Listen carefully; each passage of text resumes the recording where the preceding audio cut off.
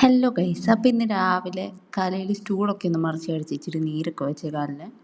എന്നാലും ഞാൻ നമ്മുടെ വീട്ടിലെ ചക്ക എൻ്റെ അമ്മയുടെ അനിയത്തിക്ക് കൊണ്ട് കൊടുക്കാമെന്ന് പറഞ്ഞാൽ അത് കൊടുക്കാൻ പോയതായിരുന്നു.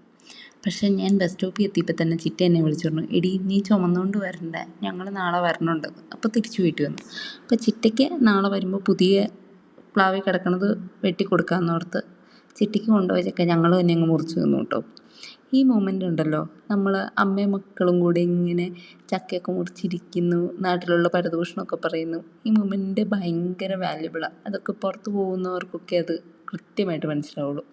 ഇന്ന് പ്രത്യേകിച്ച് ഒന്നും ചെയ്യാൻ പറ്റിയില്ല, കാലുവേദനയായിരുന്നു. പിന്നെ ഇന്ന് കാന്താര മൂവിയൊക്കെ ഉണ്ടായിരുന്നു ടി വിയിൽ, ഞാനതും കണ്ടുകൊണ്ടിരിക്കുമായിരുന്നു. അപ്പോൾ ഇന്ന് വൈകുന്നേരം സ്പെഷ്യൽ നമ്മുടെ വീടിനടുത്ത് ബ്രാഹ്മിൺസിൽ ജോലി ചെയ്യുന്നൊരു ചേച്ചിയുണ്ട് കേട്ടോ.